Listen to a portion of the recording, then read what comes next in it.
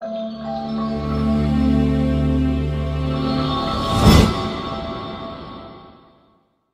de Dieu, que Dieu soit béni. Nous allons, une fois de plus, par la grâce de Dieu, aujourd'hui, cet après-midi, parler de la parole de Dieu. Nous te bénissons, nous te remercions, nous te rendons toute la gloire et la Dieu. Seigneur, ce soir, fais grâce. Ce soir, conduis-nous, cet après-midi, Père, au nom de Jésus.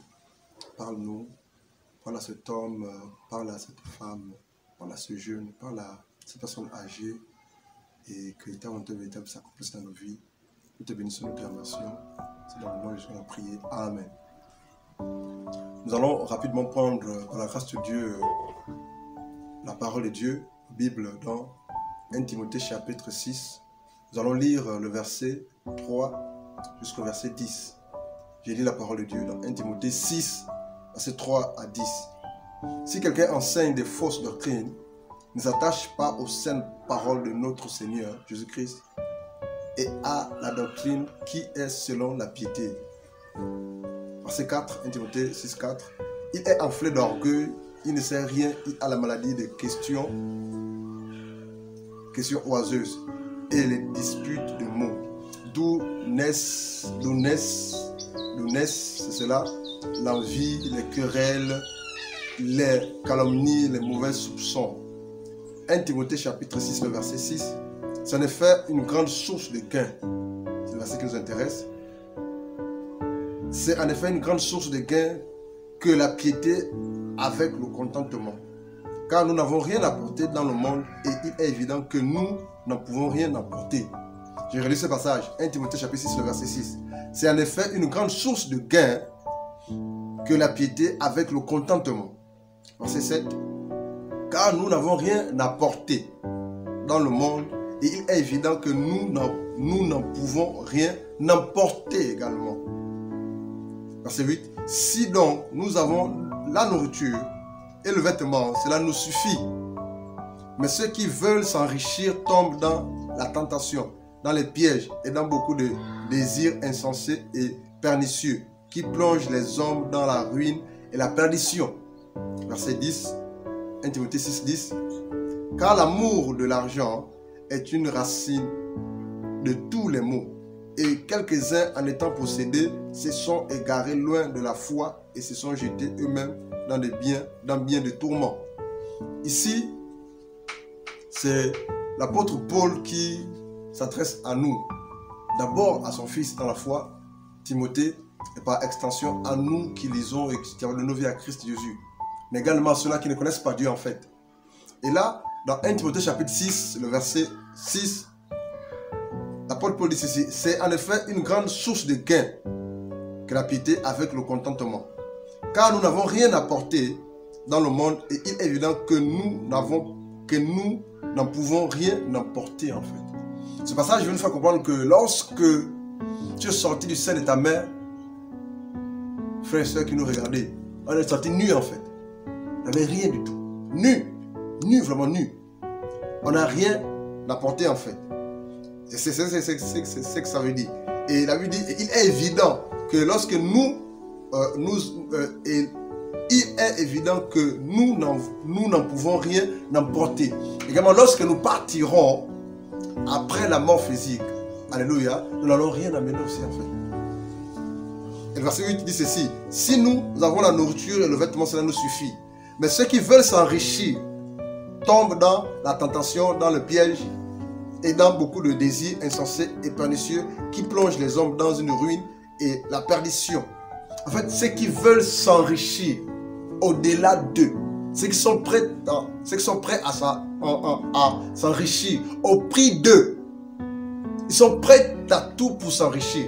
La Bible dit que ces catégories des personnes là vont tomber dans la perdition et dans la ruine en fait. Pourquoi? Parce que cet homme, cette femme qui veut s'enrichir au prix d'eux, par-dessus tout. Voilà quoi. Il est prêt à tout en fait pour s'enrichir. Il sera aussi prêt à tout pour s'enrichir en fait.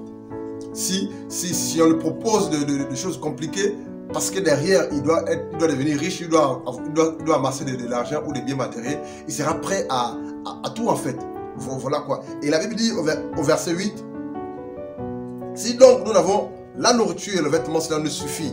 Mais ceux qui veulent s'enrichir tombent dans la tentation, dans le piège et dans beaucoup de désirs insensés et pernicieux qui plongent les hommes dans la ruine et dans la perdition. Verset 10, 1 Timothée 6, 10. Car l'amour de l'argent est la racine de tous les maux. Et quelques-uns en étant possédés l'amour de l'argent. Wow. Car l'amour de l'argent est une racine. Car l'amour de l'argent est une racine de tous les maux. Et quelques-uns en étant possédés se sont égarés loin de la foi et se sont jetés eux-mêmes dans bien des tourments en fait. L'amour de l'argent. En fait, l'argent lui-même n'est pas un problème en fait. Mais c'est l'amour qu'on a de l'argent. L'argent lui-même n'a pas de problème. Si le cœur de quelqu'un est bon, son argent sera bon en fait. Si le cœur de quelqu'un est mauvais, méchant, son argent sera mauvais, méchant, en ce sens que son argent va être orienté à faire n'importe quoi en fait. Mais Dieu dit que l'amour de l'argent est la racine de tous les maux. Et ils sont nombreux qui ont possédé cela et qui sont éloignés et jetés dans bien des tourments.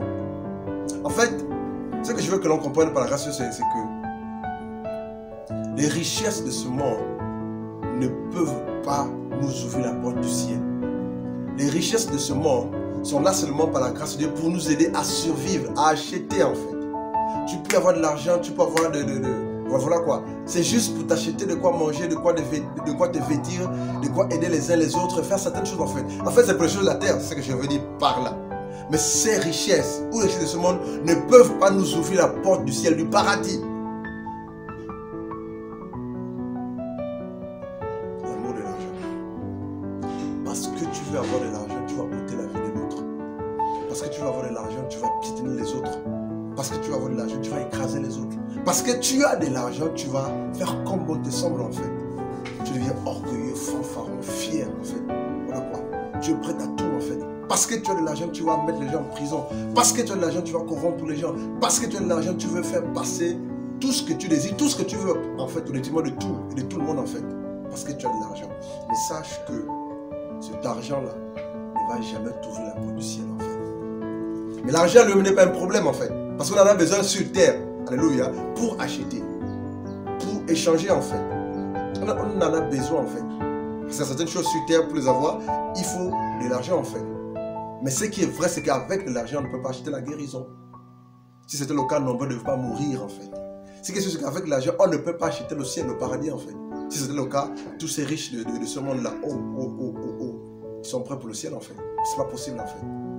Dieu nous interpelle ce soir par la grâce de Dieu pour que malgré ce que tu as ou ce que tu n'as pas, nous cherchons le Seigneur en fait. Dieu veut qu'on le cherche en fait. Dieu veut qu'on le craigne en fait. Dieu veut qu'on se donne à lui. Dieu veut qu'on se livre à lui. Dieu veut que notre cœur, notre vie lui appartienne en fait. Que l'on soit riche ou pauvre en fait. Et là, je vais lire le verset 11. 1 Timothée chapitre 6, le verset 11. Pour toi, homme de Dieu, voici la question. Comment est-ce que doivent se comporter les hommes de Dieu? Pour toi, homme de Dieu, 1 Timothée 6, 11. Pour toi, homme de Dieu, comment est-ce que doivent se comporter les hommes de Dieu? Qui est homme de Dieu? Qui est servant de Dieu? Les hommes de Dieu, c'est les hommes et les femmes qui ont levé Jésus-Christ de Nazareth. Tu es homme de Dieu parce que tu as fait la paix avec Christ. Tu as donné ta vie à Christ. Tu as reçu l'Esprit de Dieu, homme de Dieu. L'homme de Dieu, ce n'est pas forcément le pasteur. Ce n'est pas d'abord le pasteur. L'homme de Dieu, ce n'est pas d'abord le prophète. L'homme de Dieu, ce n'est pas d'abord l'évangéliste. L'homme de Dieu, ce n'est pas d'abord le docteur, la parole de Dieu. L'homme de Dieu, ce n'est pas d'abord l'apôtre. Toutes ces personnes font partie des hommes de Dieu. Mais toi, qui as donné ta vie à Christ Jésus, qui a reçu l'Esprit de Dieu, tu es aussi homme de Dieu et servant de Dieu en fait. Et là, comment est-ce que doivent se comporter les hommes de Dieu et les servants de Dieu dans ce monde-là? La Bible dit dans 1 Timothée chapitre 6, le verset 11 que je vais lire. Pour toi, homme de Dieu, pour toi, servant de Dieu, fuis ces choses. Quelles sont ces choses? L'amour de l'argent. Pour toi, homme de Dieu, servant de Dieu, fuis ces choses et recherche la justice, la piété, la foi, l'amour, la patience, la douceur. Dieu demande à ce que les hommes de Dieu ou les servantes de Dieu, alléluia, recherchent. Donc cela va de soi par la grâce de Dieu de chercher ou de rechercher la justice, la piété, la foi, l'amour, la patience et la douceur de Dieu en fait. Donc lorsque Dieu regarde ces hommes de Dieu, lorsque Dieu regarde ses serviteurs, ses servantes sur terre, Dieu veut que ces hommes-là se comportent comme tels en fait. Dieu veut que ces hommes recherchent Dieu, recherchent la face de Dieu, recherchent la justice de Dieu, la piété, la foi, l'amour de Dieu, la patience, la douceur en fait. Verset 12. Combat le bon combat de la foi. Saisis la vie éternelle à laquelle tu as été appelé et pour laquelle tu as fait une belle confession en présence d'un grand nombre de témoins. Verset 13. Je te recommande devant Dieu qui donne la vie en toutes choses, à toutes choses, et devant Jésus-Christ qui fut une belle confession devant Ponce Pilate. Verset 14. De garder le commandement et de vivre sans tâche, sans reproche, jusqu'à l'apparition de notre Seigneur Jésus-Christ. Ici, Paul encourage les hommes de Dieu, Paul encourage les frères et sœurs dans le Seigneur, les chrétiens, par la grâce de Dieu, voilà quoi, de garder le commandement de Dieu, donc la parole de Dieu, voilà quoi, et de vivre sans tâche, sans reproche, jusqu'à ce que notre Yoshua Mashiach apparaisse en fait. Jésus-Christ de Nazareth. Verset 15. Que manifestera en son temps le bienheureux et seul souverain, le roi des rois, le Seigneur des seigneurs. Verset 16. Qui seul possède l'immoralité, qui habite une lumière inaccessible que nul homme n'a vu ni ne peut voir, à qui appartient l'honneur, la puissance éternelle. Amen. Ici, l'apôtre Paul encourage par la grâce de Dieu les chrétiens, les chrétiennes et les hommes de Dieu que nous sommes par la grâce de Dieu, que vous êtes, alléluia, véritablement de ne pas aimer et de ne pas s'attacher aux choses du monde ou aux richesses de ce monde, parce que ces choses sont passagères, elles vont passer. Voilà quoi. Mais au contraire, nous devons par la grâce de Dieu chercher et aimer les choses du royaume. Et Dieu, dans son amour parfait, dans son amour véritable, nous donnera le reste en fait. Donc, ne mettons pas la charrue avant les bœufs en fait. Cherchons les choses du royaume, cherchons le royaume de Dieu et le reste Dieu va nous donner. Ne nous comportons pas comme les païens ou comme les hommes de ce monde en fait. La Bible dit au verset 16, au verset 15, au verset 14 de 1 Timothée 6, 14, de garder le commandement et de vivre sans tâche, sans reproche, jusqu'à l'apparition de notre Seigneur Jésus-Christ. Verset 15. Que manifestera à son temps le bienheureux et seul souverain, le roi des rois, le Seigneur des seigneurs, qui seul possède l'immortalité, alléluia, l'immortalité, qui habite une lumière inaccessible que nul homme n'a vu, ni ne peut voir, à qui appartient l'honneur et la puissance éternelle. Wow. Vraiment, par la grâce de Dieu, nous voulons nous encourager, vous, hommes de Dieu, vous frères et sœurs dans le Seigneur, vraiment de chercher ce qui est prioritaire. Et la priorité de toutes les priorités, c'est vraiment Jésus-Christ de Nazareth, afin de saisir le salut, la vie éternelle. Voilà quoi. Et vraiment, lorsque Dieu nous parle de l'amour de l'argent, et c'est vraiment le problème de l'église en fait, c'est le problème de beaucoup des enfants de Dieu en fait, l'amour de l'argent. Et la preuve c'est que même dans nos églises, on ne parle que de l'argent, de l'argent, de l'argent, de l'argent, de l'argent, de l'argent. On ne dénonce pas le péché, on n'élève pas Jésus-Christ de Nazareth, on ne parle pas sur l'enfer, on ne parle pas sur la conséquence du péché, on ne parle que de l'argent, de l'argent, de l'argent. Les prophéties sont fixées sur l'argent, les enseignements sont fixés sur l'argent, orientés sur l'argent. Voilà quoi, on pousse les... J'étais choqué lorsque j'ai appris pendant ce confinement que beaucoup d'hommes de Dieu un peu partout dans le monde ont exigé et ont ordonné, ont obligé, je vais dire, aux membres, aux frères et sœurs de l'église d'envoyer leur dîme via WhatsApp ou Airtel Monnaie. Je ne sais pas trop moi si on envoie ça par WhatsApp, mais je ne sais pas trop pour moi. Et ça m'a choqué en fait.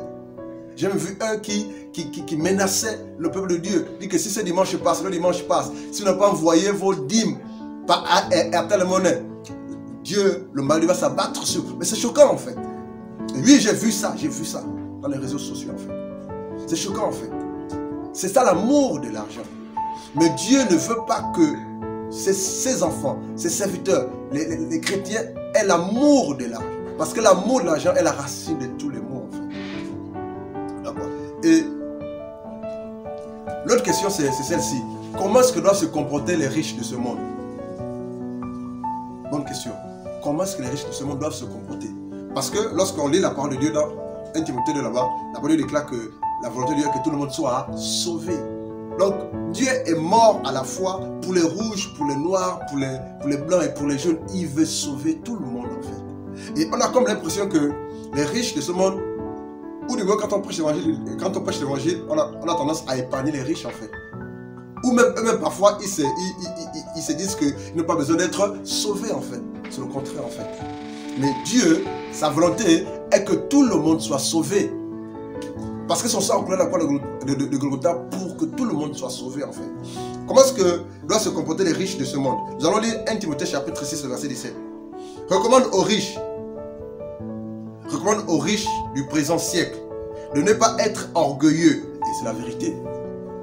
Les riches sont orgueilleux. Les riches qui ne connaissent pas Dieu sont orgueilleux. Les riches de ce monde sont orgueilleux, ils sont fiers, ils sont fanfarons. Mais la parole déclare, recommande aux riches du présent siècle de ne pas être orgueilleux et de ne pas mettre leur espérance dans des richesses incertaines. Waouh! Et là, c'est Paul qui recommande à Timothée de parler de cela, d'enseigner cela, d'encourager, d'exhorter les riches de ce monde. Voilà quoi, pour que ces riches-là ne soient pas orgueilleux, pour que ces riches-là ne mettent pas leur espérance dans leur argent, dans leur richesse. Parce que pour eux, leur trésor, c'est leur richesse financière ou matérielle en fait. Mais Dieu dit, dis-leur de ne pas mettre leur espérance dans les richesses incertaines. Ces richesses sont incertaines. Année, clac, le doigt, tout peut se crouler en fait. Tout peut disparaître en fait.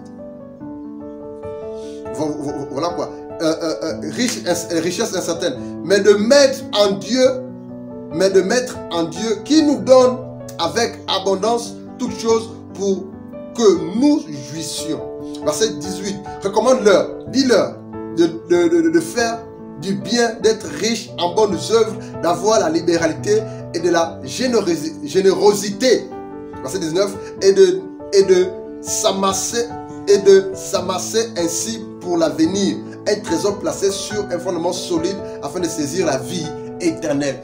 Paul dit à Timothée, dis aux riches de ce monde, dis aux riches du présent siècle, de ce siècle présent, ce siècle pourri, ce siècle où tout s'achète avec de l'argent, tout se corrompt avec de l'argent. Voilà quoi. Il dit, dis-leur, voilà quoi, recommande-leur, verset 18 de 1 Timothée 6, 18, recommande-leur de faire du bien, d'être riche en bonnes œuvres, d'avoir de la libéralité, de la générosité et surtout de s'amasser ainsi pour l'avenir. Waouh! Et de quel avenir il est question ici? Un trésor placé sur un fondement solide. Qui est ce fondement? Jésus-Christ de Nazareth, afin de saisir la vie éternelle. Effectivement, Dieu veut sauver aussi les riches en fait. Ceux-là qui sont riches, qui sont matériellement, financièrement. Dieu veut les sauver en fait. Parce qu'elle va te dire que tout le monde soit sauvé. Et puis évitons de penser que les riches n'ont pas besoin d'être sauvés. Ils n'ont pas besoin de Dieu. Au contraire, leur richesse là ne les comble pas en fait. Ils ont un manque au-dedans d'eux. Et c'est parce qu'ils ont un manque au-dedans d'eux qu'ils ont besoin que ce manque soit comblé. Mais la seule personne qui peut combler ce manque-là, ce vide-là, c'est Jésus-Christ de Nazareth. Voilà pourquoi vous allez voir que la majorité de ces hommes riches-là, qu'ils soient en Europe, en Occident, aux États-Unis, un peu partout en Afrique, alléluia, ils font des choses compliquées en fait. Ça va chez les prostituées, voilà quoi, ça fait des soirées dansantes, ça fait des soirées de, c'est pas moi, le mot me m'échappe, je crois qu'il va venir, c'est des orgies sexuelles, c'est des courses ouvertes à tombeau vide, en fait, ces hommes-là font des choses, en fait, qui rendent, en fait, malades, en fait. Pourquoi? Parce que au-delà de eux, ils cherchent quelque chose pour combler ce vide-là. Mais ils ne savent pas que ce vide-là ne peut être comblé et marqué, rempli que par la personne de Jésus-Christ de Nazareth en fait. Voilà pourquoi les hommes de Dieu, les frères et les sœurs, dans le Seigneur chrétien, doivent prêcher l'évangile. La parole de Dieu à ces hommes-là ne doit pas diluer l'évangile lorsqu'ils sont face à ces catégories de personnes en fait. Alléluia. Il dit au verset 19, 1 Timothée 6, 19, et de s'amasser ainsi pour l'avenir. Un trésor placé sur un fondement solide afin de saisir la vie éternelle. Luc chapitre 12. Luc chapitre 12, rapidement. Luc chapitre 12. Luc chapitre 12.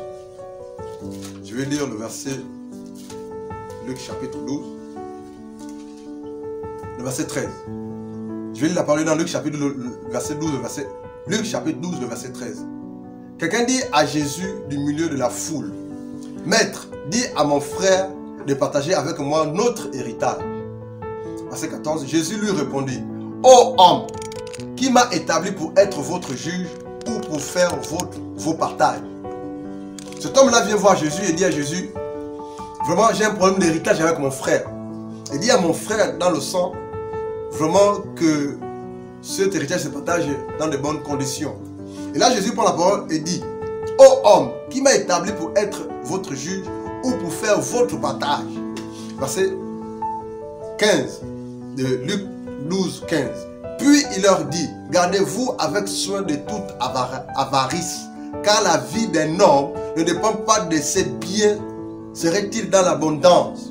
Et là, Jésus continue et répond à cet homme-là.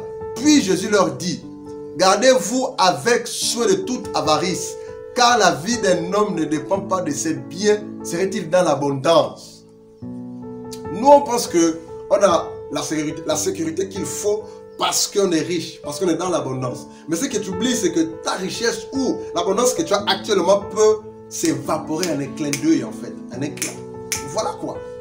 Mais Dieu dit, au verset 15, puis leur dit, gardez-vous avec soin de toute avarice, car la vie d'un homme ne dépend pas de ce qu'il a, de ce qu'il possède ou de son argent.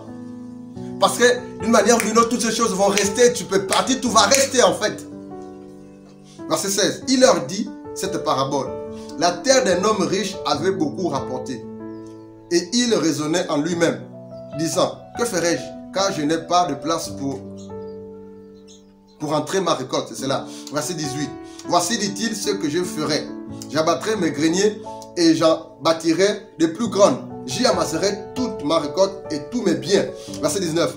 Et je dirai à mon âme, c'est ce riche-là qui a beaucoup récolté en fait. Je dirai à mon âme, verset 19, je dirai à mon âme, tu as beaucoup de biens. Waouh! En réserve pour plusieurs années. Repose-toi, mange, bois, réjouis-toi. Fais-toi plaisir, mon âme, parce que tu as tout ce qu'il faut. Tu as tellement amassé, tu as tellement de l'argent en économie, tu as tellement de biens, tu n'as plus besoin de travailler en fait. Et c'est son âme qui parle ainsi en fait. Repose-toi, tu n'as pas besoin de travailler pendant plusieurs années, réjouis-toi. Fais tout ce qui te passe par la tête, tes pensées, voilà quoi. Fais-toi plaisir, satisfais-toi en fait. C'est l'âme de cette personne qui parle à cet homme riche là en fait, comme plusieurs autres hommes riches en fait. Je vais relire Luc 12, le verset 19.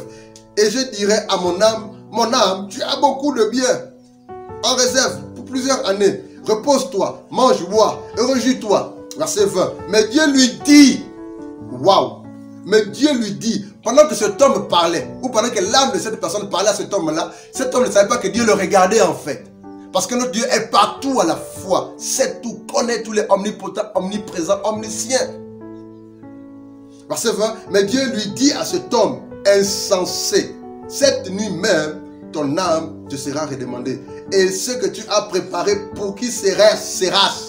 Waouh! Dieu lui dit cette nuit même, toi qui dis que j'ai tout ce qu'il faut, toi qui dis que je peux me permettre de tout faire, toi qui dis je peux écraser, je peux péter, je peux ôter la vie, je peux emprisonner qui je veux, rien ne m'arrivera. Et même le tribunal humain, bien la justice humaine ne me fera rien du tout. Parce que j'ai le pouvoir, j'ai l'autorité, j'ai de l'argent, j'ai des relations. Mais Dieu te dit que tu n'es rien, je ne suis rien, nous ne sommes rien du tout.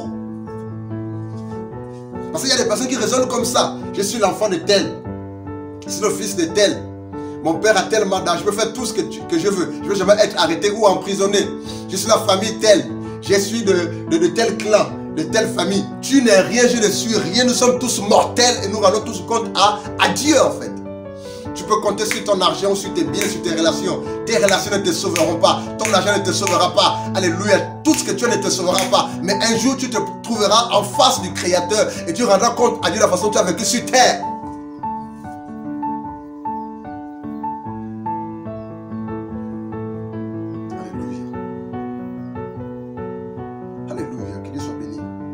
Avec qui que ce soit, justement prêcher la parole de Dieu pour réveiller les uns les autres.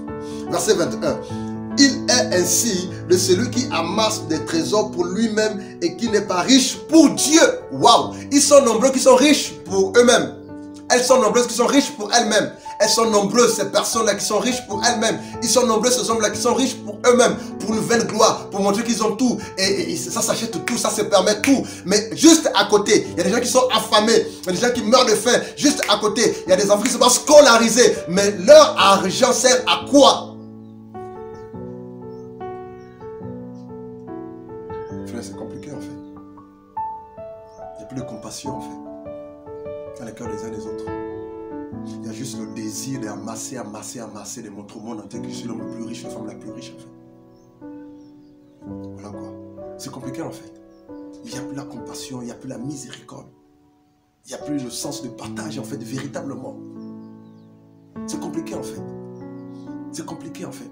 Il y a même des personnes qui se disent chrétiennes, qui ont des moyens, mais qui ont du mal à investir dans l'œuvre pour que les âmes soient gagnées, sauvées en fait. Ils attendent seulement que, voilà quoi, et c'est compliqué en fait. Il n'y a plus le sens de libéralité dans la vie des enfants de Dieu, de compassion, d'amour pour le Seigneur, l'amour pour son prochain en fait. Ce n'est pas normal qu'un enfant de Dieu, un chrétien, voit son voisin mourir de faim, ou l'enfant du voisin n'est pas scolarisé, mais tu es insensible, chrétien, ayant reçu l'Esprit de Dieu. Et tu as un problème en fait. Ce n'est pas possible, ce n'est pas normal qu'un pasteur, il va avoir 3, 4, 5 voitures, pour quoi faire? Alors qu'en assemblée à l'église, il y a un frère, il y a une soeur qui a même du mal à se nourrir. Mais lui, l'argent que Dieu lui a donné, entre guillemets, voilà quoi. C'est ça juste à s'amasser, à acheter des voitures. Wow. C'est compliqué en fait. Il n'y a plus le sens de la compassion, il n'y a plus de compassion, il n'y a plus l'amour du prochain. Il n'y a plus de... Voilà quoi, c'est compliqué en fait. Et ce qui est même dangereux, c'est que c'est même ceux qui se disent chrétiens, enfants de Dieu, qui font des choses compliquées, pire même que les païens. Mais Dieu veut nous interpeller cet après-midi. Et toi qui m'écoutes, toi qui nous regardes, tes richesses ne te sauveront pas. Ton argent ne te sauvera pas. Tes biens de la terre ne te sauveront pas. Cherche à saisir le salut. Travaille pour ton salut. Donne ta vie à Jésus. Revenons à Jésus-Christ de Nazareth. Pour conclure, vous allez lire la parole de Dieu chez vous dans Luc chapitre 16, le verset 19. 2 hommes, le riche et Lazare le pauvre. La bonne nouvelle, c'est que les deux sont mortes, les deux personnes sont mortes. Le riche est allé en enfer. Il n'est pas allé en enfer parce qu'il était riche. Il est allé en enfer parce qu'il était orgueilleux, fanfaron, fier de lui. Et malgré sa richesse, il n'a pas cru en Jésus-Christ de Nazareth. Il est mort, il est allé en enfer. Le pauvre Lazare, malgré ses ulcères, ses plaies incurables, voilà quoi. Sa pauvreté, sa galère, sa souffrance. Craignez Dieu, cherchez Dieu, aimez le Seigneur. Il est mort, ce pauvre Lazare, il a été sauvé. Lazare n'a pas été sauvé parce qu'il était pauvre, non. C'est parce qu'il craignait Dieu, il connaissait Dieu, il a donné sa vie à Christ malgré sa pauvreté. Et ce soir, je veux nous interpeller de penser à notre éternité, à notre salut. Que tu sois riche ou pauvre, dans tous les sens, rouge, noir, jaune, blanc. Et la vie éternelle qui est en jeu. Que Dieu vous bénisse. Que vraiment Dieu soit béni. Que la gloire revienne à notre grand Dieu. À la prochaine, par la grâce de Dieu. Au nom de Jésus. Amen.